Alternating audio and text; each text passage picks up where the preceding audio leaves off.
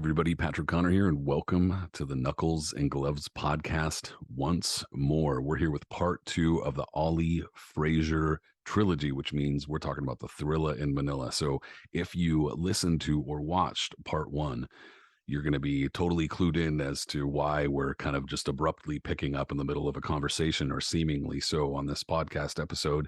But if you didn't, that's precisely why, and now you know. So thanks so much for being here. Without any further ado, my buddy Brin-Jonathan Butler, of course, author and filmmaker, and I.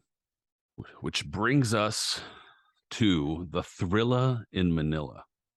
Man, by this point, Muhammad Ali has really cornered the market in the, fighting on behalf of murderous dictators. Yeah, don't focus on the negative. Seems to be Ali's philosophy. Mobutu and I mean, that's a complicated thing unto itself, so we won't get into it, but nonetheless, it has to be mentioned. Yeah, I mean, if you got some issues, boxing can kind of clean them up a little bit in terms of placating the people. Or at least making them not look so bad. Yeah.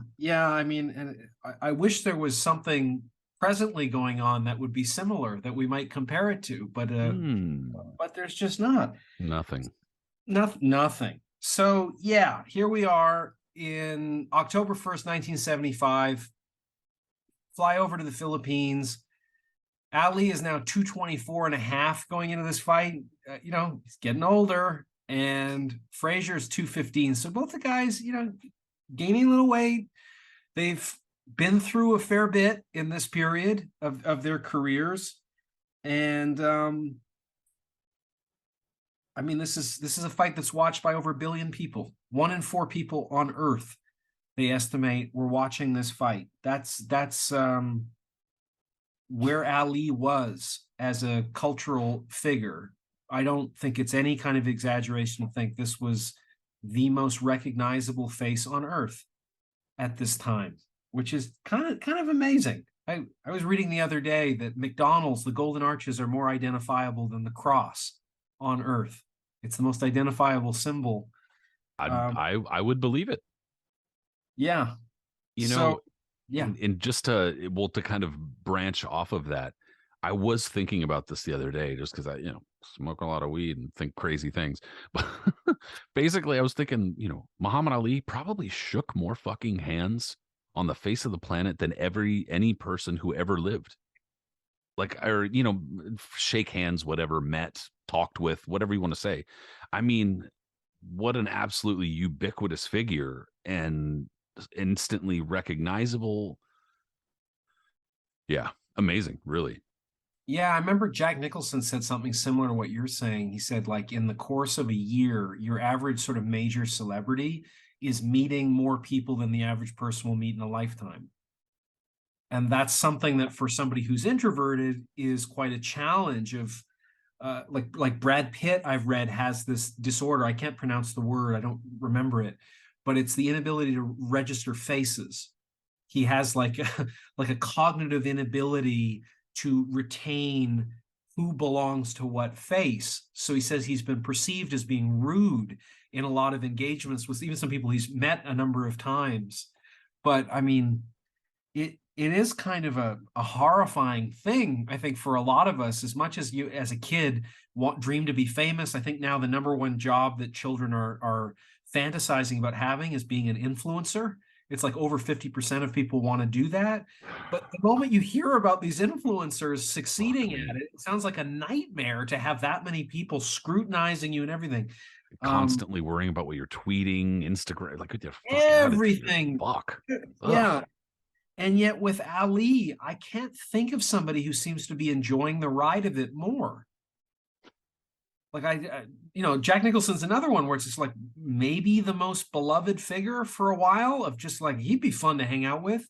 Like, I remember comedians used to say the ultimate form of justice is going out on stage, because you get a grace period based on how beloved you are. But they're like, even Jack Nicholson gets 30 seconds and then do something funny or get the fuck off the stage.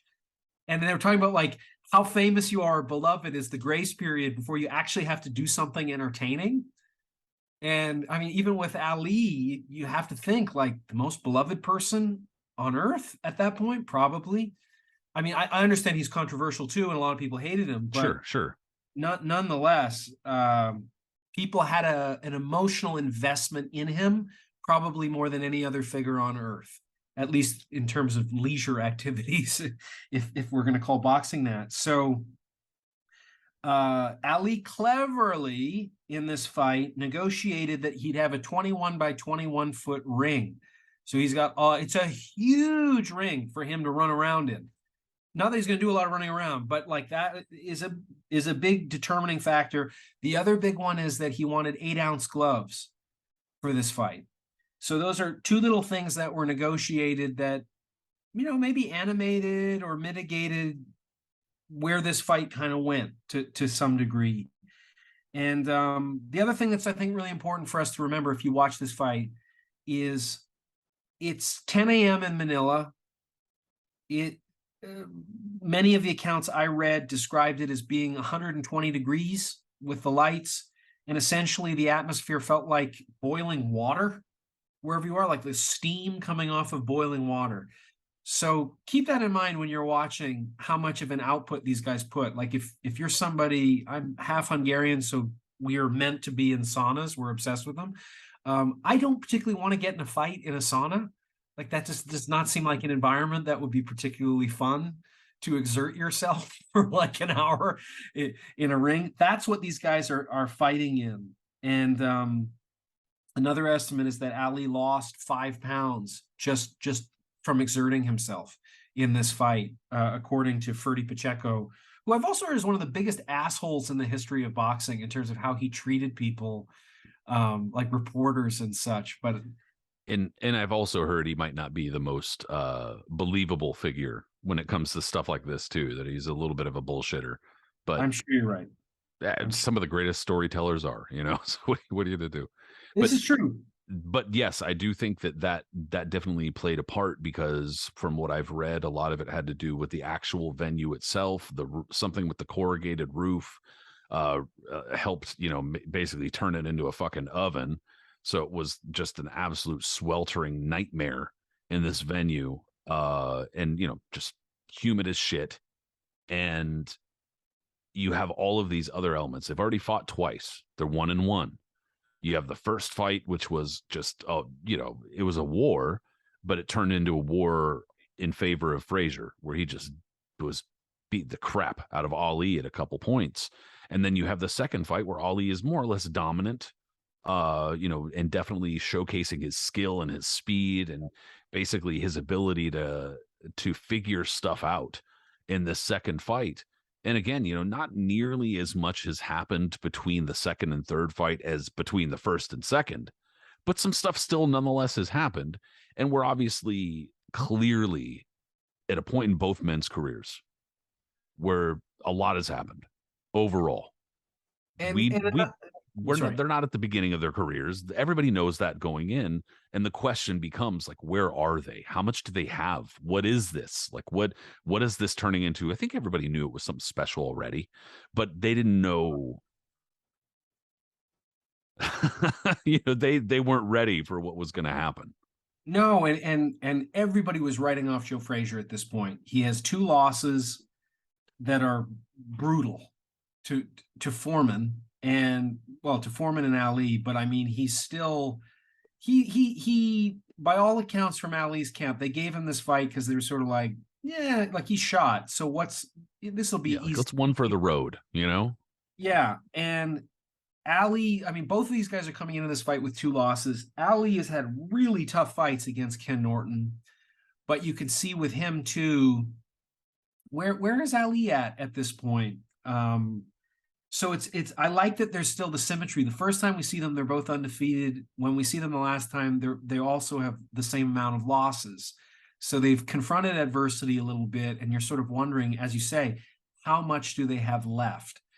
Often with a great fighter, that is the last narrative we hear about them before they leave the sport. Is the great drama is how much do they have left going into this? And that's this fight for both of them. But everybody assumed it would mainly be pertaining to Joe Frazier. and off it goes into this tremendously unexpected thing. And Ali begins it controlling the distance really well. Frazier is connecting with the body with more ferocity than we've ever seen. That is going to be his plan. Ali's still able to look fluid like he did in the second fight. His punches are coming out with a fluidity that wasn't there in the first fight. And Ali stuns Joe with a combination. He seems to have more power than usual. He's really stepping into his jab too, like really. He is. And the question is, it's not an either or. Does he have more power because he's stepping into his shots or committing more? Is Joe's chin not what it was because of what's happened with Foreman? Or is it a combination of both? I don't know the answer. I don't know. You can see a lot has changed on both sides of the ledger. And again, the calculus for both guys going into the fight, given that fact, is going to change how they're going to approach this fight. Yeah.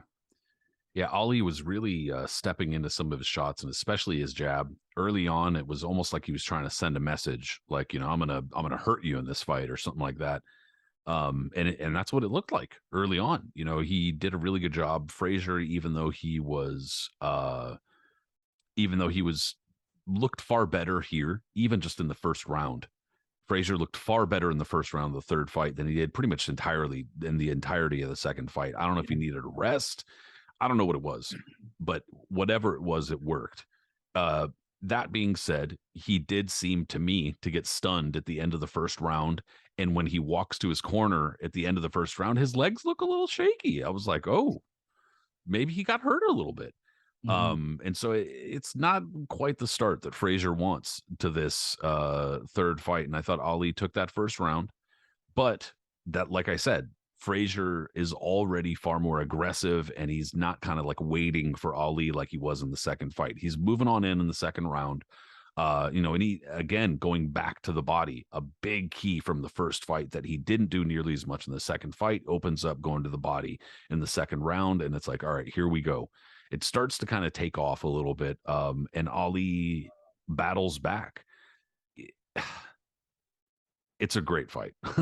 It truly is a great fight. And it even starts to open up early because there's just back and forth. It's like, you know, Ali 1-2, 1-2, 1-2, boom, he gets hit with a hook, and then, you know, comes back and starts fucking battling back. And that really becomes what a lot of these rounds and fights are about. I mean, you could literally go through round by round and go, it's this guy, then this guy, then this guy, because that's what it was. And that's round two is kind of where that starts to open up. Yeah, and it's another fight too, like we were saying earlier, about how these fights and the chemistry between these two guys is bending our relationship to time.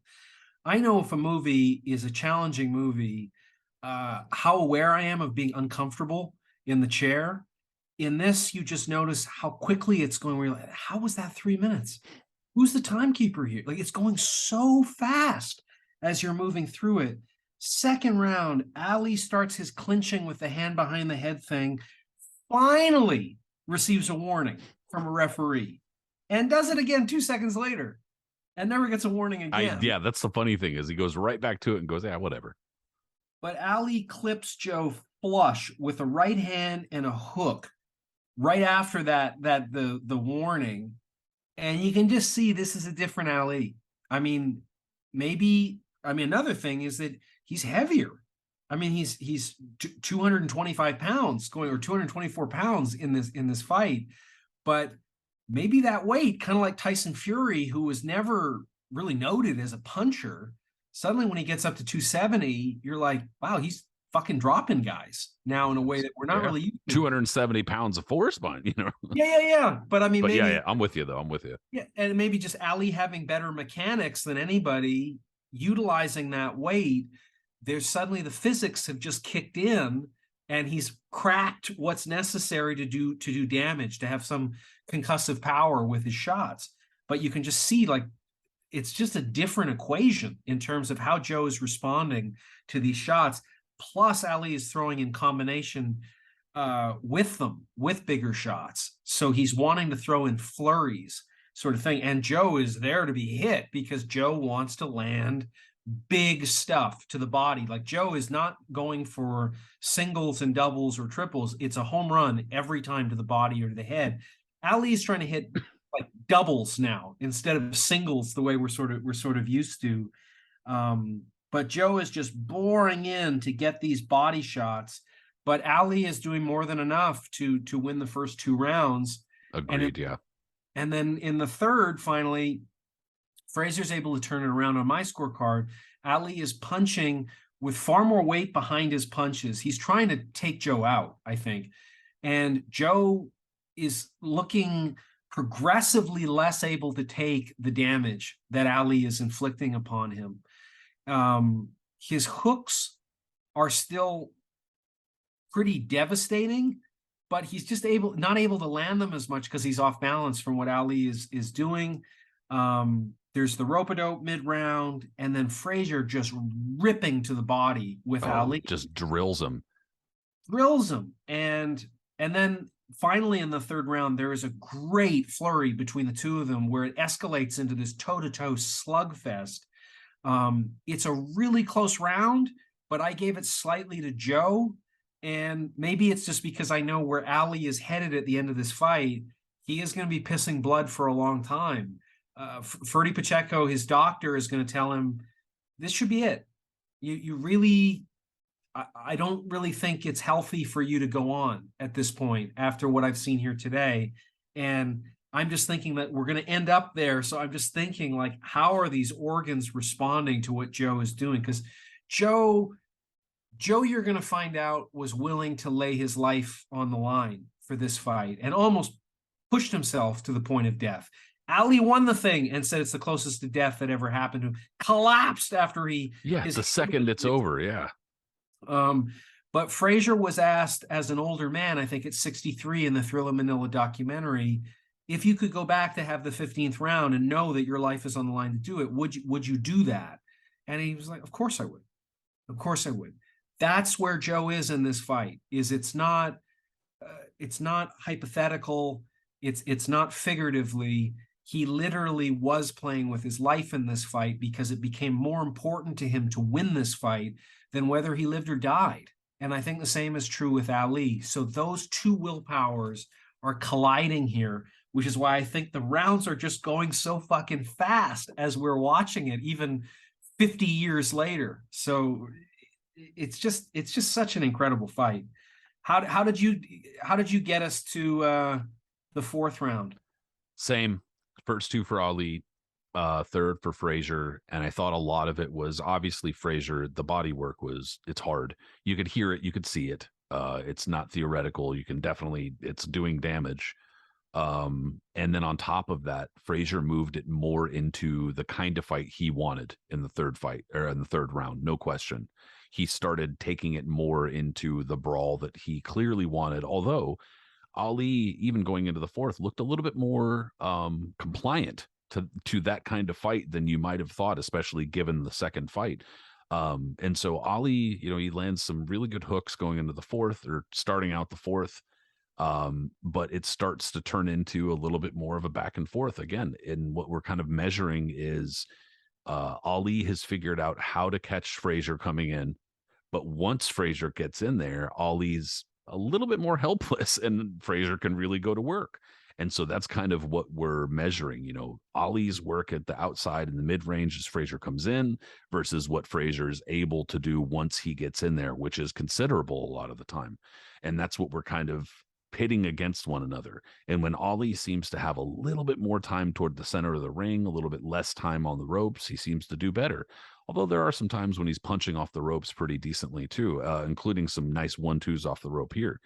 But again, I thought that Ali kind of took the round back. Ali landed some good shots overall. Frazier's body work really very good, but it's a close round. Yeah, and getting to the fourth, I mean, it's funny because you go back looking at this knowing how great a fight it is, and it still surprises you with how it's better than sort of the way it's been built up, which is a gift to find those things. Fourth round opens up like Hagler Hearns, except it's heavyweights. The way they come together, you're just kind of, this is outlandish. what are they doing? You actually think the fight result could change from what the historical record is with moments in this fight, which is so rare to have that feeling. Like it's fascinating. Yeah, I like it think that was was new part of again. Yeah. like it was new again, because it reminds me when I've gone back to watch Fury Wilder, I have that feeling too. Is I think it's an overrated fight in many respects in terms of its overall importance, because I don't think Deontay Wilder has a resume commiserate with where he was sort of placed. And so just Fury beating him 3 times in a row, what does it mean? But why it's so exciting and spectacular and I think beloved is because it generates, they have such chemistry together that it surpasses like your objective assessment of what it is. And these two guys are the same in that respect. So it opens up like Hagler Hearns. Joe lands a brutal body shot and then a hook. Ali is countering even more aggressively, but Frazier's able to corner him and then gets turned, which is unusual in this. Like that doesn't happen much between these two guys. Ali turns him and backing up just controls the distance so effectively against Frazier, that he even pins him against the ropes, which just it just doesn't happen in this trilogy. So Frazier, in response, maybe the body shots start getting pretty low pretty regularly throughout the rest of this fight. Like a lot of the shots he's landing, maybe half of his body shots are landing on the belt line, but a bunch of them are going below that too. And I think he gets one warning for it, but it is an interesting wrinkle that sort of happens here that hasn't happened before. And I don't know. I mean, Ali is willing to take him. Ali is just really willing to go for broke against whatever is Frazier's putting to him. And then in the fifth, Ali's shots are just stinging Frazier. Frazier is insisting to just bore in. He's even throwing his right hand, where you can see Ali apparently like said to him, like, you're not supposed to have a right hand. Like, and Joe connects with a huge flush hook while Ali is pinned to the corner. It's the best shot of the fight. And Frazier is starting to turn this around. And I've got it 3-2 for Ali. But you're wondering where is Ali in terms of like that adversity is there. This guy's not a pushover, and he may be shot for everybody else, but he's not shot tonight. Yeah. It all of a sudden turns from like, oh, you thought you had an easy fight tonight to, oh shit, this again.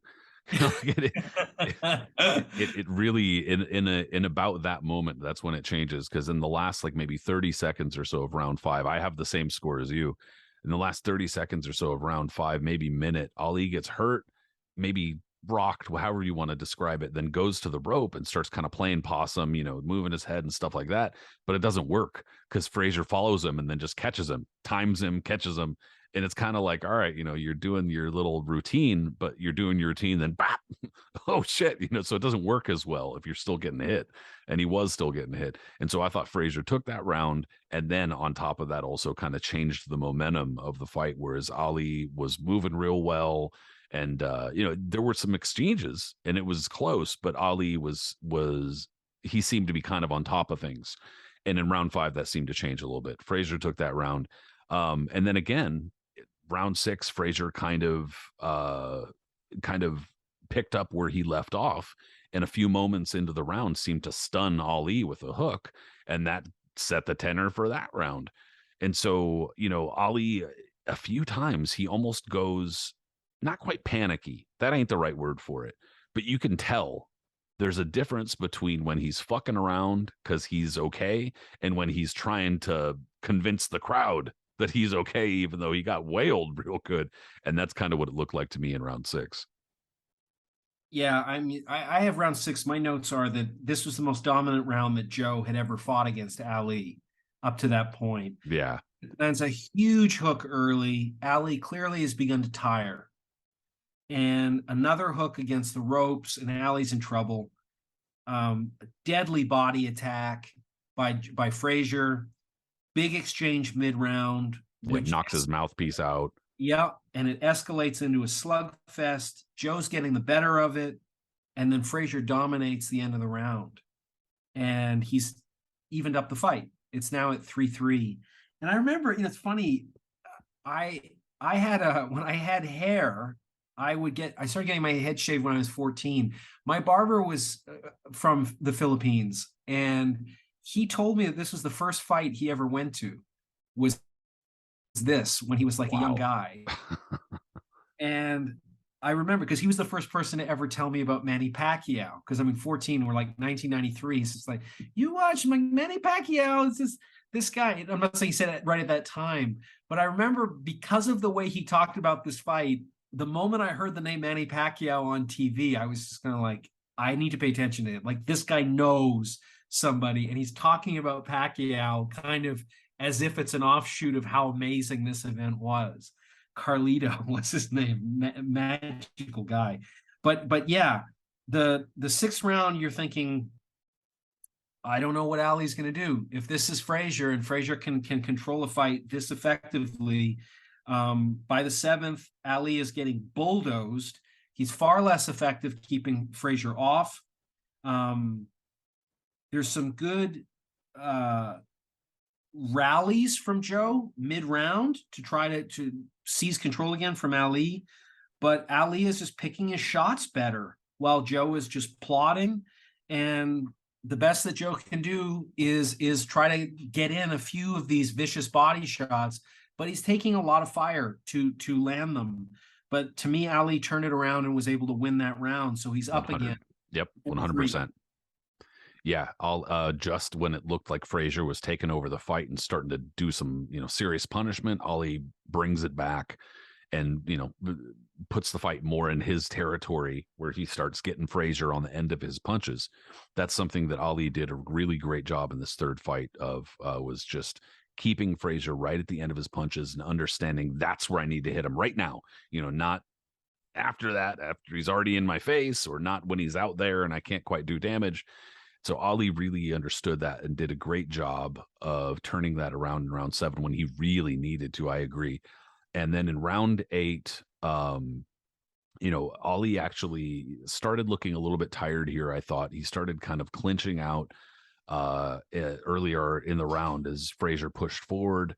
And then I thought there was also a really, really, really good exchange on the ropes. I noted that this started getting really fun in round 8. Ali caught Frazier caught him back, etc. What wound up really happening, though, was, again, Ali's starting to fight Frazier's fight in this round, and Frazier pulling it back toward him. So we have this great swinging of momentum from round 7 to round 8 again, where Ali takes the 7th, and then I thought Frazier took the 8th because he was pushing hard. Man, great fight. Yeah, I have the 8th round was a brutal round to watch for both guys. Big exchanges. Both men are landing big shots. Both are delivering a lot of punishment. It's becoming really clear that these guys are hurting. Let's not forget the heat that they're fighting in, how much of a factor that is, that they're just dehydrated, just being drained. If you've ever trained at boxing, like when I trained in Havana, I trained midday in an outdoor gym. The Trejo gym? Yeah. And every day I would go there 6 days a week, training with Hector Vinet, a 2-time Olympic champion. I had heat stroke twice training there, like in two of the seasons that I went there training, and like, I don't know, it's like 90 degrees kind of thing. But if that's 90 degrees, and I've never had heat stroke in my life. But just doing an hour session of just training with a guy, hand pads in the bag and that sort of thing.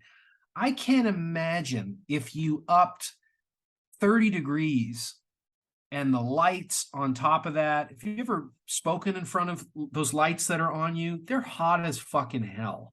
And so these guys are just killing each other in a sauna. And again, I don't know what it'd be like to be sustaining damage in that kind of heat. Also seems extraordinarily terrible. Because I keep thinking about, I think part of what's so interesting about watching these battles is you have to go to, when you're watching two guys just get beaten up and injured and damaged, is you think, when have I been that damaged?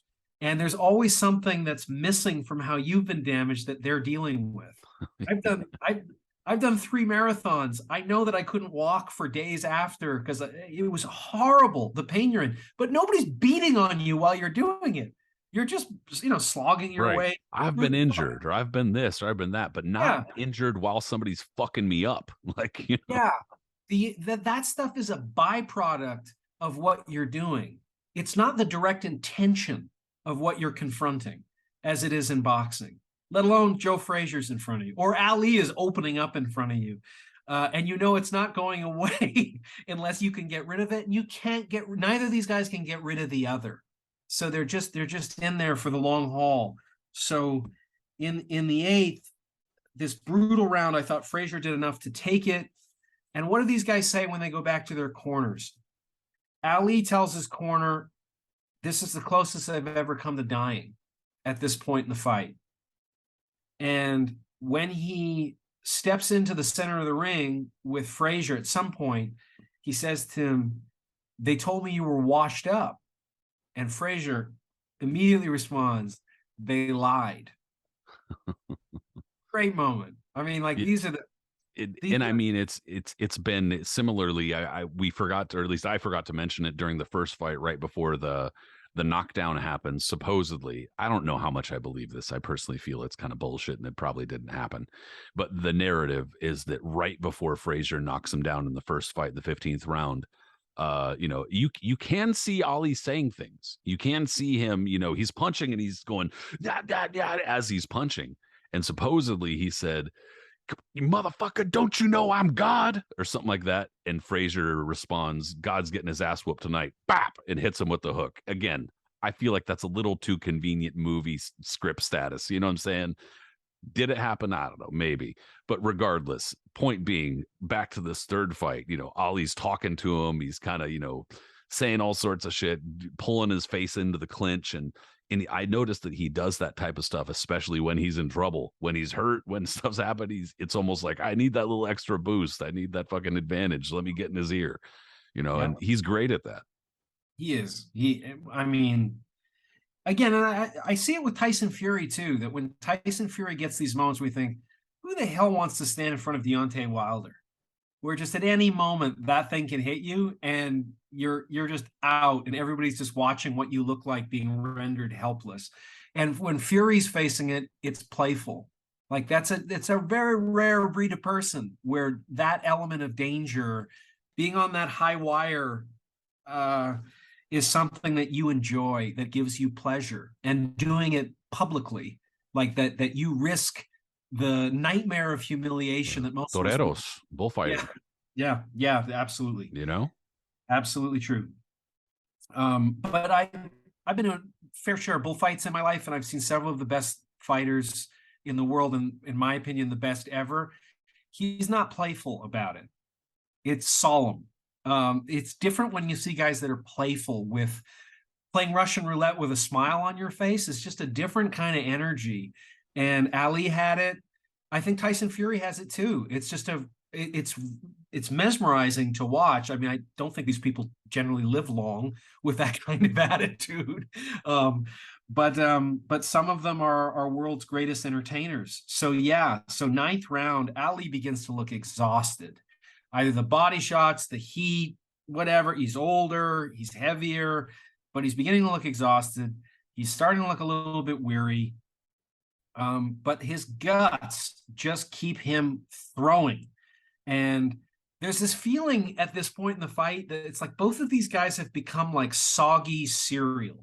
They just look tired and unhappy. Like, you're just seeing this weight that they're carrying. Like, do we really have to be here? Yes, we have to be here. Joe is still just banking body shot after body. If we're going to stay here, you are going to piss blood, is the look on his face. I don't care how many fucking shots you hit me with. I am making sure that you piss blood. I mean, at the end of his life, Frazier would brag how sorry and terrible you feel with what Ali has become is because of me. I did that. I gave him that. He never let go of feeling kind of vindicated that, yeah, okay, I may have lost 2 of the 3 fights, but my satisfaction is that fucking guy can't talk. and he's, Parkinson has taken over his life. Terrible to say, and I don't know that's But look at it in context, of course. You know what I'm not saying it's good, but there's more to it than just like I fucked him up, pat me on the back. Yeah, We've talked about it. It's deep.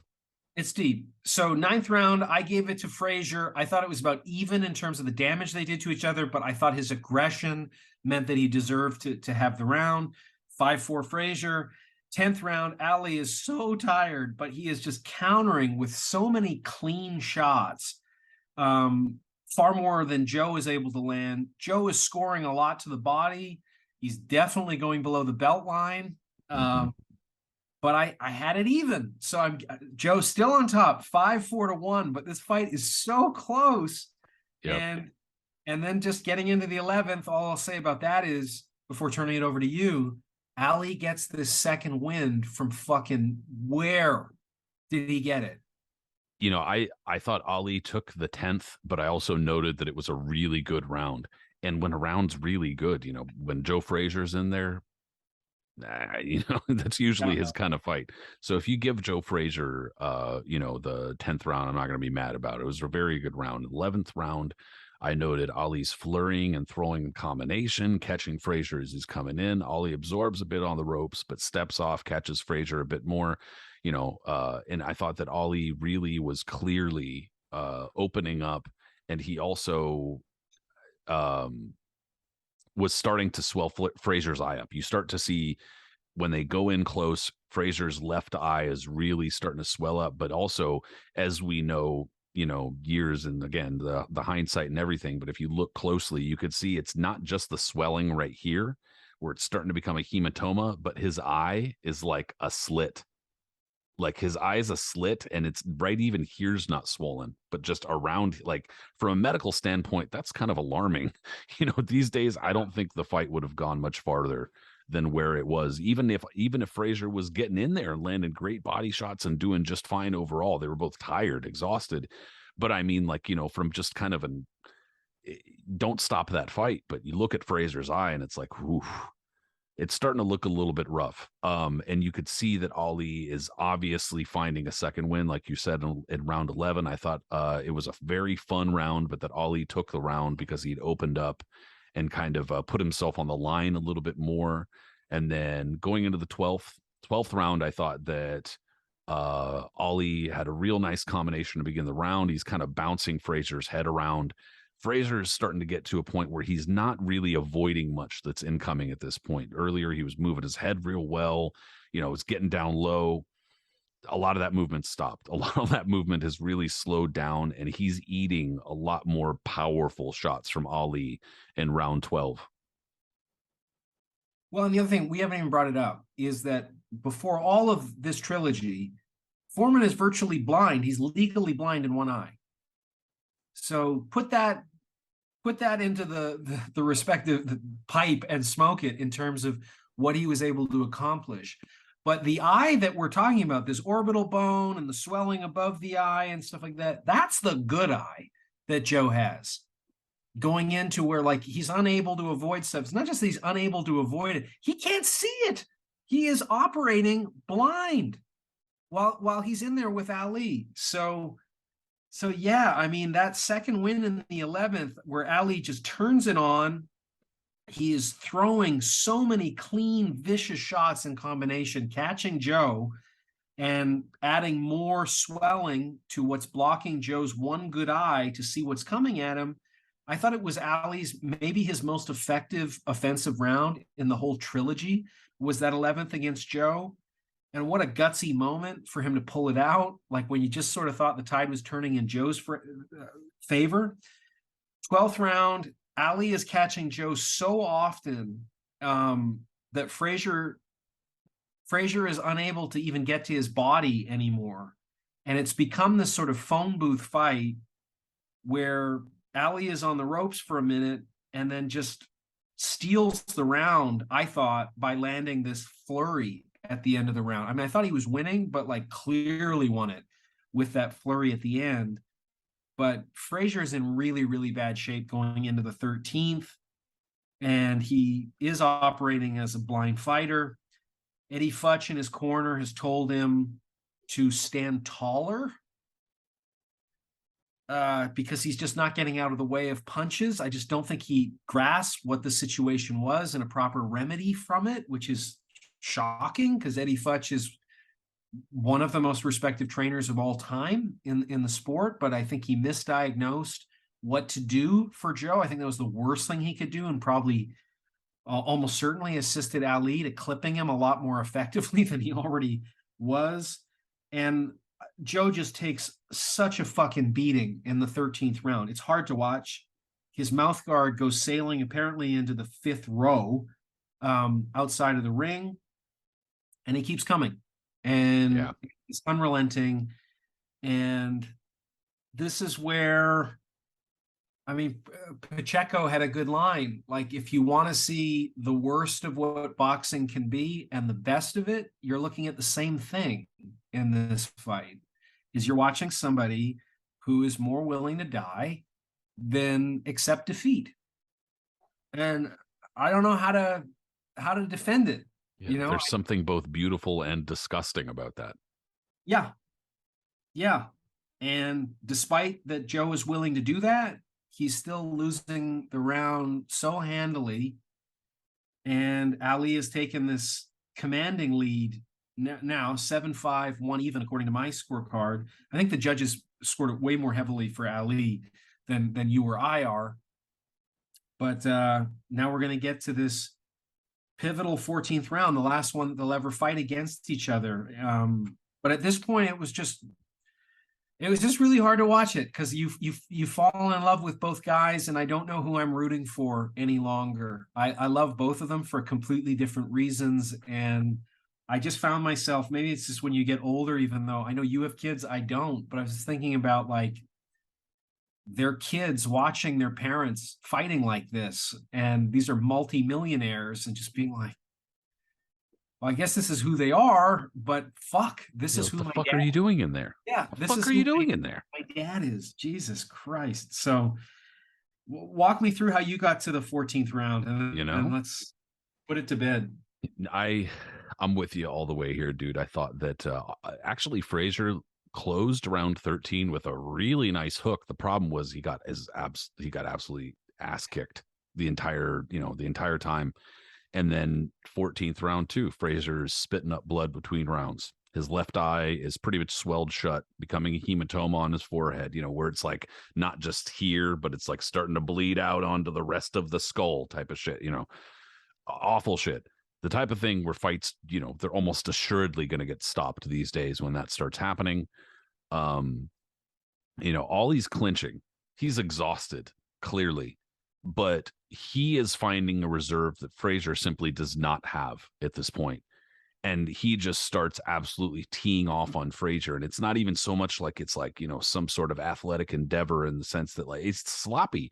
It's like it's not even, but it's like this is round fucking 14, round 41 between them, and Ollie is somehow finding it within him. It's goosebumps, bro. It gave me goosebumps watching it, just going like, oh my God, what am I watching? What am I watching? So Frazier just takes an absolute fucking beating, bro. Ali is just, going off on him like he hates the guy when he can, because he's exhausted too. And Frazier's got almost nothing. He's got almost nothing, dude. It truly is harrowing, even though you know what's going to happen. It's harrowing to watch. Yeah, I mean, we're gonna get to, I don't know that it's contentious, but the drama behind the scenes and the sort of what might have been element of the respective corners comes into play with this 14th round and how it concludes. Because the 14th round, Frazier gets pummeled so horribly mid-round. He clearly can't see anything. He's getting staggered repeatedly. And Ali is really coming on. Ali is just unloading on him. And yet, Ali is so exhausted that when he comes back to the corner, apparently, and I mean, I'm curious what you think about how truthful this is. I mean, there are different accounts of people close to them that corroborate this. But Eddie Futch is desperately trying to get Frazier to just stop, that he's going to stop the fight. This can't go on. You're going to fucking die. I've seen people die in the corner. This must stop. I want your kids to have a father. This must stop. Ali gets to his corner and says, cut the gloves. He's desperate to quit. And his corner is desperately trying to get him to stay in the fight. And a number of people from both corners have substantiated these accounts. And Futch is saying it's all over after the 14th round. No one will forget what you did here today, and is signaling to the referee.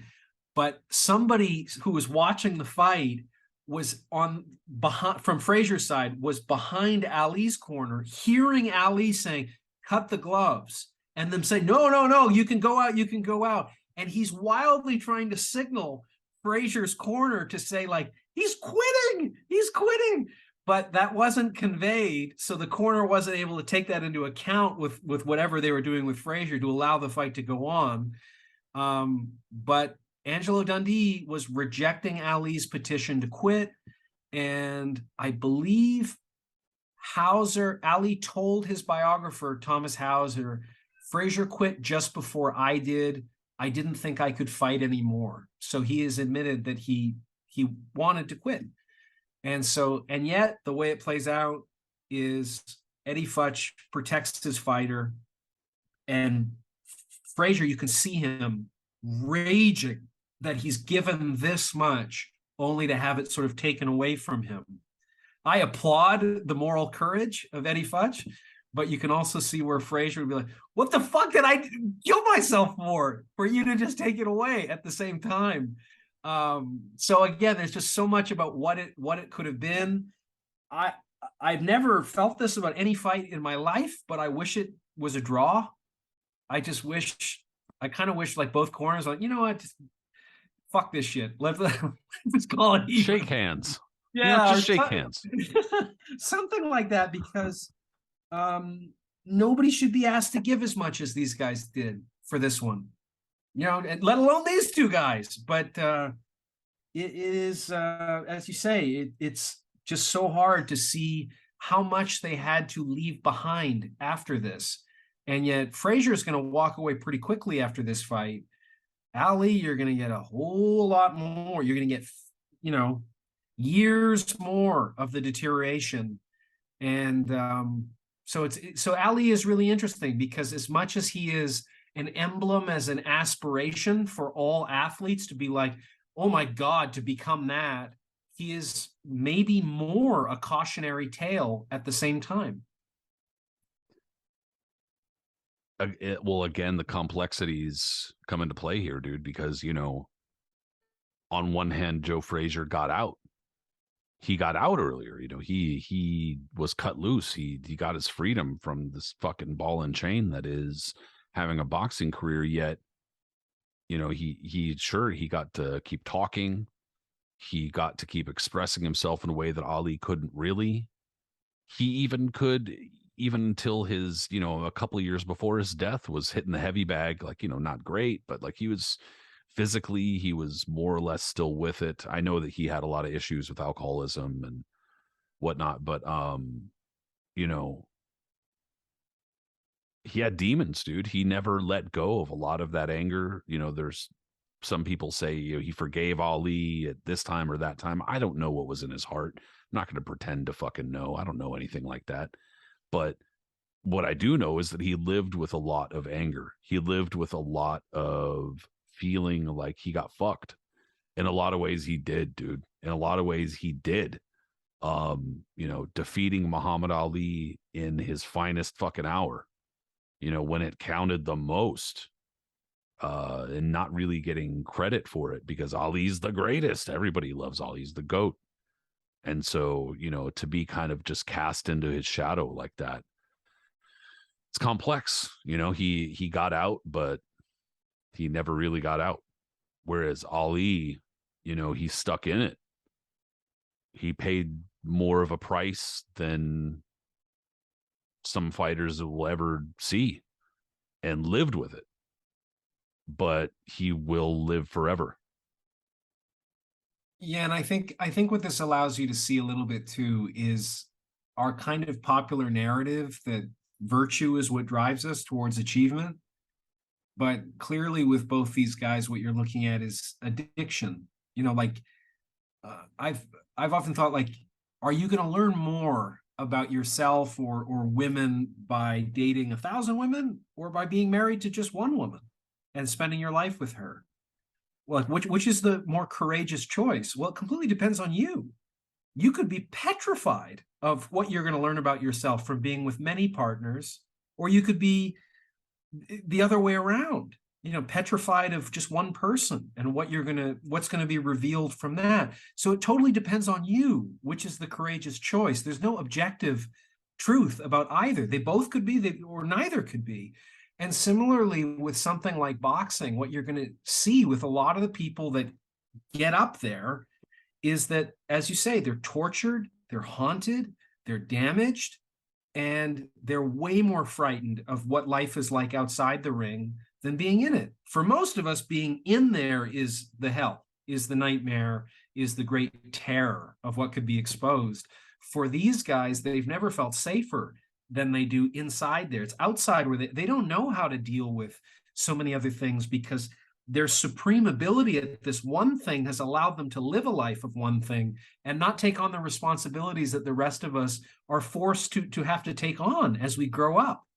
Ali never had to grow up. Ali never worked a day in his life of anything other than being Muhammad Ali, right? Well, and that puts a little extra perspective too on not just Ali, but fighters in general. Like when they have to Sure. leave the ring and leave that life behind, can you imagine in their head? Like, what do I do? The fuck do I do with my life? Yeah, You and know? it's and this is where I think it dovetails with any other form of addiction. Is, I forget who said it, but like, if you've done heroin, there's a quote that's like, how do Thankfully, you, I have not. no, not nor have I. But there was a quote by somebody who said, how do you deal with the fact that the best way you could ever feel in your life is back there? There's no way to ever get this again, sort of thing.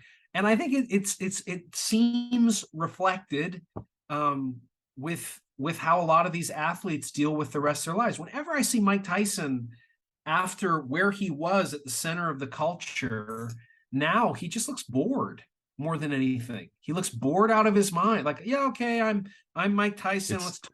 it's like a soldier going back into civilian life, like Yeah, and what do I drink? Just fucking drink coffee and read the paper now? What the fuck?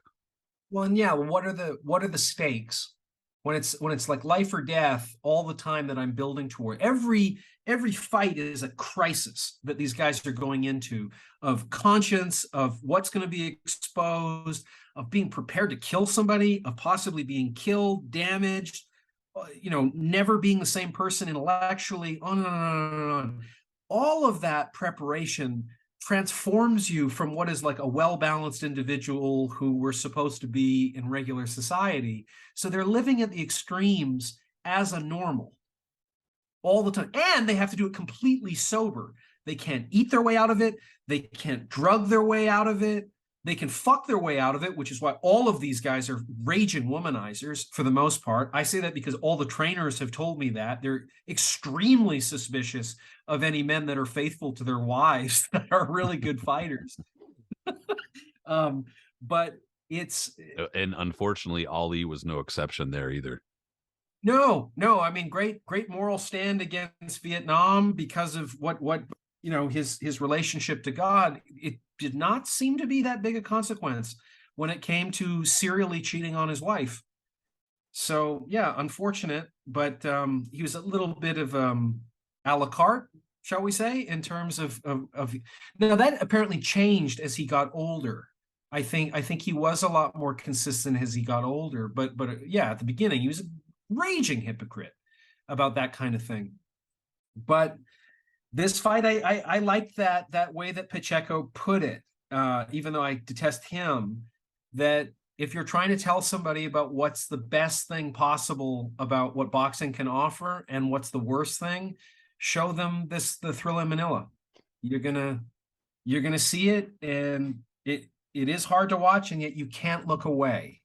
And there are not a lot of those things permitted in society anymore. I mean, it's one of the reasons why I don't defend bullfighting, or why it ruined sports for me, like to watch it. And it's not because I like it. I love animals. But where you go internally, watching a person face death at every moment, makes sudden death overtime at the Super Bowl kind of ridiculous. Makes overtime in an NBA championship. I don't care. Like Michael Jordan's coming back next year to play, or LeBron James is coming back next year. In these games, you miss once, you're dead. Like you're never the same. And that's why the other athletes, when they come to big boxing matches, it's not that they look silly, but you just understand the difference in the stakes, that everything there is figurative, and in boxing it's not. A lot of it is literal, that you're confronting, and the kind of pressure that you're then dealing with is it's just different. Like Orson Welles said, like, anybody can take a good idea for a movie walking it down the street. I prefer to take it onto a high wire. That's where I want to go to make it interesting, is to have that element of risk to what I'm doing. And boxing just automatically takes you there.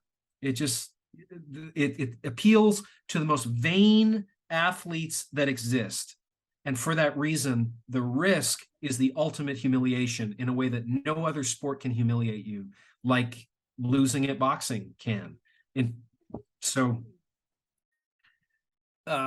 yeah, this one just seems to encapsulate and distill that to its essence in such a horrible way, and such a transcendent way at the same time, with these great characters that have such incredible chemistry as well. I mean, other than Bobby Ches just being Bobby Ches, this is my favorite entry point to boxing. Yeah, it's famous, it's big, and it lives up to what it says it lives up to. And it's important to history too. Like it's not just played up but then doesn't deliver. That's one of the coolest things about it. There's obviously a lot of awful undercurrent, but in terms of delivering what it says that it's going to deliver, what the hardcores tell you it will, it's a great trilogy. It's a lot of fun. It's a lot of fun to go back on. Way more fun than I thought it was going to be. That's for sure. Yeah, it is everything that the fight of the century for our current century was not. It is exactly the only way you measure why Mayweather Pacquiao was a success. Has nothing to do with its rewatchable potential, with what was offered, with what content was there, with what value it had. It was entirely the price of admission. And like it reminds me of that Fran Lebowitz quote about, when you go to an auction of a Picasso, they do not clap when the Picasso comes out to be seen. They clap when the price of what it sells for is sold. That was Mayweather Pacquiao. This is the opposite. You want to be seen being there. Because when we say to you that this many people were watching, or it made this much money, or whatever, you don't give a fuck. Because if you'd watched it, you'd know that's what we would be talking about, is the actual content of it. Any more than like, what cultural impact did Avatar have in the culture? When's the last time you've heard anybody talk about anything to do with it that wasn't about money? Never. I've never heard it brought up, even though it's the most successful film of all time. And what does that tell us a little bit in terms of, now everything in movies is box office, everything in sports is box office, or what the salaries are, and they're less involving of us with this. And this was gigantically successful financially too, this whole trilogy, but the money is so incidental. It's so uninteresting. It's almost vulgar to bring it up, or how many people were watching, because what we got from it was such a gift. It's amazing. And the fact that it's like actually lived on this long and remained effective and, more or less the same, also amazing. Fucking awesome. And we've done this for 3 hours. This is our longest one. Jesus Christ. For sure. Well, dude, I appreciate it, because I know it did take some work. You got to set aside some time to watch them, and you're not just kind of passively watching them. You're taking notes and what's going on here, watching them with a critical eye. So I appreciate that because I know it takes some time for sure. Super fun. Super fun. Well, thank you, man. And thank you, everybody who tuned in. We thank you, honestly, because I know it might have been a slog for you to listen. So, or watch. Appreciate it. If you did listen, whatever podcast apps you listened through, go ahead and subscribe. We appreciate that. We also appreciate comments, ratings, and stuff that bump us up in the podcast ratings. If you watched on YouTube, however, thank you again. Subscribe on YouTube, leave a comment. We'll try to respond back and say hello. As far as social media goes, however, the Knuckles and Gloves podcast is on both Instagram and Facebook. So go ahead and subscribe there or follow us there. Also on Facebook or Twitter. I'm sorry. I mean, Twitter's a day-to-day thing, dude. We don't know if it's going to be up tomorrow. We have absolutely no idea who's going to own it. But for now, Knuckles and Gloves podcast is there. But we're also there individually. My boy Brin-Jonathan Butler is there as Brinicio, Brinicio. I'm Patrick M. Connor there. So go ahead and follow me. We'll say hello. Bren, we'll talk soon, bro. That's it, Bobby. You heard it here first. All right, man. Later, bro. We'll talk soon. All right. See you later, man.